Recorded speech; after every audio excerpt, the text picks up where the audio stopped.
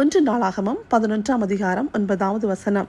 தாவீது நாளுக்கு நாள் விருத்தியடைந்தான், சேனைகளுடைய கர்த்தர் அவனோட கூட இருந்தார். தாவீதன் இந்த அருமையான வளர்ச்சி, இந்த மேன்மை, உயர்வு அவன் திறமையினாலோ அறிவினாலோ அவருக்கு வந்ததல்ல. கர்த்தர் அவனோடு இருந்ததால், சேனைகளின் கர்த்தர் மகாபராக்கிரமசாலியாய் அவரோடு கூட நடந்ததால் தான் அவர் இந்த அளவுக்கு முன்னேறி இருக்கிறார். தாவீதோ ஒரு சிறிய மேய்ப்பன், ஆனால் அந்த கோலியாத்தோ ஒரு பெரிய போர் வீரன். ஆனாலும் வெறும் கவனும் கல்லும் வைத்து அவன் எரிந்து கோலியாத்தை கொண்டதுனால் அல்ல, கர்த்தருடைய நாமத்தினாலே போனதனால்தான் அவன் கோலியாத்தை வெற்றி கொள்ள முடிந்தது.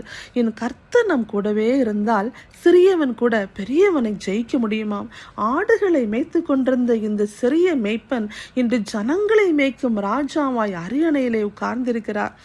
அடிமையாக விற்கப்பட்ட யோசேப்பை குறித்து பார்ப்போம் என்றால், விற்கப்பட்டார், சிறையிலே வைக்கப்பட்டார். ஆனால் இறுதியிலே எகிப்தின் பிரதமராக, எகிப்து தேசத்துக்கே ஒரு அதிபதியாக உயர்த்தப்பட்டார். கர்த்தர் யோசேப்போடே இருந்தார் என்று சொல்லப்பட்டிருக்கிறது. கஷ்டத்தின் மத்தியிலும், தனிமையிலும், வேதனையிலும், சோதனையிலும் கூட கர்த்தர் அவர் கூடவே நடந்து அவரை இவ்விதமாக உயர்த்தி இருக்கிறார். மோசே இஸ்ரவேல் ஜனங்களை சிவந்த சமுத்திரத்தின் வழியாய் கடக்க முடியாத நிலையிலே கர்த்தர் அவர்களுக்கு வழிகாட்டினார். முடியாதவைகளை கூட அவர் சாத்தியமாக்குகிற கர்த்தர். சாதாரணமானவனை கொண்டு அசாதாரணமான காரியங்களை செய்கிறவர் தான் நம் சேனைகளின் கர்த்தர். தானியேல் சிங்கங்களிடையே வீசப்பட்டார், ஆனால் எந்த காயமும் இன்றி அவர் உயிருடனே வந்தார். கர்த்தர் அவனோடு இருந்ததால் தான், கர்த்தர் கூடவே இருந்ததால் சிங்கங்களின் வாய்கள் கட்டப்பட்டன. எந்த தீங்கும் கூட அவருக்கு தீங்காக தெரியவில்லை, எந்த சேதமும் அணுகவில்லை. இவ்வாறாக அநேக மேகம் போன்ற சாட்சிகள் நம்மை சுற்றி திரளாய் சூழ்ந்து நிற்கின்றன. ஆம், சேனைகளின் கர்த்தர் நம்மோடு இருக்கிறார். அவர் நம்மோடு இராவிட்டால் அவர்கள் நம்மை உயிரோடு விழுங்கி இருப்பார்கள். அவர் நம்மை விட்டு விலகுவதும் இல்லை, நம்மை கைவிடுவதும் இல்லை, அவர்கள் கைக்கு நம்மை ஒப்பு கொடுப்பதும் இல்லை, தீங்குக்கு நம்மை அனுமதிப்பதும் இல்லை. வாக்கு கொடுத்த கர்த்தர் அவர் வாக்கு மாறாதவர். உலகத்தின் கடைசி பரியந்தம் கூடவே இருப்பேன் என்று சொல்லுகிறார். லாசரு மரித்து போனான். அவர் மரியாள் கர்த்தரை பார்த்து கூறுகிறார், ஆண்டவரே, நீர் எங்களோடு இருந்திருந்தீனால் என் சகோதரன் மரித்திருக்க மாட்டான். கர்த்தரை விட்டு தூரமாய் விலகி உலக கவலைகளினாலும் உலக ஆசைகளினாலும் நிறைந்து அவர் பாதத்தில் அமர்வதற்கு மறந்து போய் இருக்கலாம். நாம் மரித்து போன ஒரு நிலைமையில் நம் வாழ்க்கை இருக்கலாம்.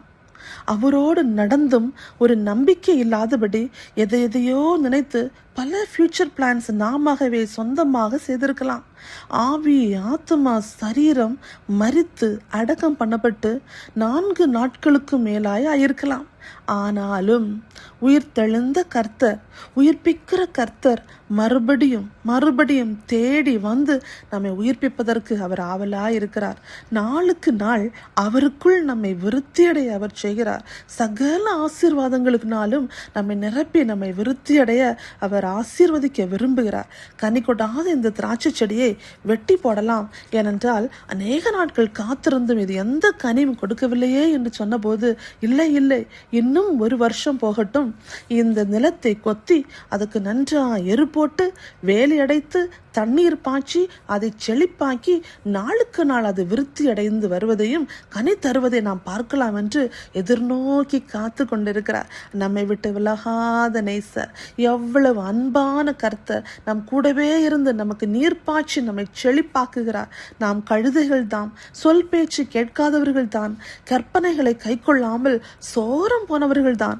கட்டப்பட்ட இந்த கழுதை தான் அவிழ்த்து வருவதற்காக அவர் சொன்னார். அதன் மேல் ஏறியே அவர் ஊரை சுற்றியும் வர புது துணிகளெல்லாம் விரிக்கப்படுகின்றன. அதன் மேல் இந்த கழுதை ஏறி மிதித்து நடக்க ஓசன்னா என்று எல்லாரும் பாட இலைத்தலைகளை வழியெல்லாம் இட்டு என்னே ஆர்ப்பரிப்பு, என்ன மரியாதை, என்ன ஒரு சந்தோஷம். கழுதை நினைக்கிறது இந்த மரியாதையெல்லாம் எனக்கு தான் என்று. கர்த்தர் நம்மோடு இருக்கும்போது எப்போதும் எந்நாளும் வெற்றி தான். நாம் கனி கொடுக்கும் மரமாய் மாற வேண்டும் என்று அந்த கர்த்தர் நம்மை நம்மை பார்த்து விரும்புகிறார். நான் பூரண சற்குணரா இருப்பது போல நீங்களும் பூரண சற்குணரா இருங்கள் என்று சொல்லுகிறார். அவரை சுமக்கும் நாம், அவரை அறிவிக்கும் நாம், அவரோடு கூட வாழ துடிக்கும் நாம் அவரை போலவே நாம் மாற வேண்டும் என்று அவர் விரும்புகிறார். நம்மை காண்பவர்கள் நம் மூலம் அவரை காண வேண்டும். வேதம் வாசிப்பதிலே, ஜெபிப்பதிலே நாம் விருத்தி அடைந்திருக்கிறோமா? நாம் வளர்ச்சி அடைந்திருக்கிறோமா? ஆவிக்குரிய வாழ்க்கையிலே நாம் எந்த அளவுக்கு விருத்தி அடைந்திருக்கிறோம்? கர்த்தர் அதை தான் நம்மிடத்தில் எதிர்பார்க்கிறார். நம் சொத்து சுகங்கள், நம்முடைய எல்லைகள் எல்லாம் பெரிதாவது நம்ம அதை மட்டும் அவர் பார்க்கவில்லை. கர்த்தர் என்ன எதிர்பார்க்கிறார்? நம்முடைய ஆவிக்குரிய எல்லை எந்த அளவுக்கு விரிவடைந்திருக்கிறது என்று பார்க்கிறார். நமது குணங்கள் எந்த அளவுக்கு மேன்மை அடைந்திருக்கிறது என்று பார்க்கிறார். நமது நடத்தைகள் எந்த அளவுக்கு விருத்தி அடைந்திருக்கிறது என்று அவர் பார்க்கிறார். எந்த அளவுக்கு நாம் சுத்திகரிக்கப்பட்டிருக்கிறோம், எந்த அளவுக்கு நாம் பரிசுத்தமாக்கப்பட்டிருக்கிறோம் என்பதை அவர் பார்க்கிறார். நமது எல்லைகள் இன்னும் விருத்தி அடைய வேண்டும். நம்முடைய ஆவிக்குரிய எல்லை, நம்முடைய ஸ்பிரிச்சுவல் வாழ்க்கை, அந்த எல்லை இன்னும் பெரிதாக வேண்டும் என்று கர்த்தர் விரும்புகிறார். அப்போதுதான் சத்துரு உட்புகுதலும் குடியோடி போகுதலும் இருக்கவே இருக்காது. நீங்கள் அவரோடு இருந்தால் அவர் உங்களோடு இருப்பார். ஆம், அவர் நம்மோடே இருப்பார். என் நாமத்தை பிரஸ்தாபப்படுத்தும் எந்த இடத்துல நான் உங்களை ஆசீர்வதிப்பேன் என்று சொல்லுகிறார். துதிகள் மத்தியில் வாசம் பண்ணுகிற கர்த்தர் எப்போதும் துதிக்கிற அந்த தாவீதுடனே கூட இருந்தார். கிண்ணறம் வாசித்து பாடல் பாடும்போது கர்த்தர் அவனுடைய துதியிலே அவர் அப்படியே இறங்கி வருவாராம். கர்த்தர் அவனோடு இருந்ததால் தான் சிங்கங்களும் கரடிகளும் அவனை துரத்தி வந்த போதும், ஆடுகளை பிடிக்க வந்த போது அவைகளை முறியடிக்கும்படியான கிருபையை கர்த்தர் கொடுத்தார். இப்போதோ ராஜாவாய் அபிஷேகம் பண்ணப்பட்டிருக்கிறார். அவன் நம்முடைய எல்லை எவ்விதமாக இருக்கிறது? அவன் எல்லை எவ்விதமாய் விருத்தி அடைந்து அவன் எந்த அளவுக்கு உயர்த்தப்பட்டான் என்று நீங்கள் பாருங்கள். அந்த ஜீவனுள்ள தேவனாலேயே, அந்த சேனைகளின் கர்த்தராலேயே அப்படி ஆயிற்று.